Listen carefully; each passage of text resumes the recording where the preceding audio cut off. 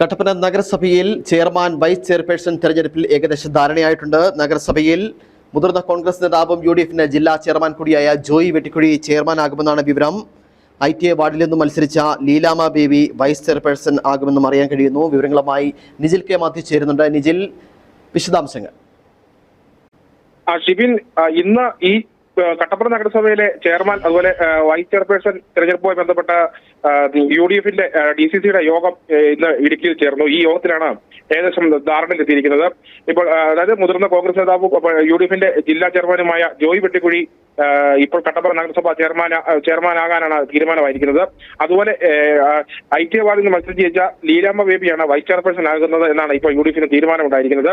ഇപ്പോൾ ഇവരുടെ യോഗം നടന്നുകൊണ്ടിരിക്കുകയാണ്.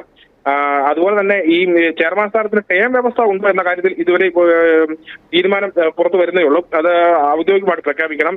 എന്തായാലും ടേം വ്യവസ്ഥയ്ക്ക് ഒരു സാധ്യത നിലനിൽക്കുന്നുണ്ട്. അങ്ങനെയാണെങ്കിൽ തോമസ് മൈക്കിളിനാണ് ആ സാധ്യത എന്നാണ് ഇപ്പോൾ നമുക്ക് അറിയാൻ കഴിഞ്ഞിരിക്കുന്നത്. ഔദ്യോഗികമായി UDFന്റെ നേതൃത്വം വ്യക്തമാക്കണം ഈ കാര്യത്തിൽ. അത് വരും മണിക്കൂറിൽ തന്നെ വ്യക്തമാകും. അതുപോലെ ലീലാമ്മ ബേബിയാണ് വൈസ് ചെയർപേഴ്സണായിട്ട് വന്നിരിക്കുന്നത്. എന്തായാലും ഈ വിഷയത്തിൽ ഇപ്പോൾ തീരുമാനമായിരിക്കുകയാണ്. 26-ാം തീയതിയാണ് ചെയർമാൻ തെരഞ്ഞെടുപ്പ് കട്ടപ്പന നഗരസഭയിൽ നടക്കുന്നത്. ഷിബിൻ.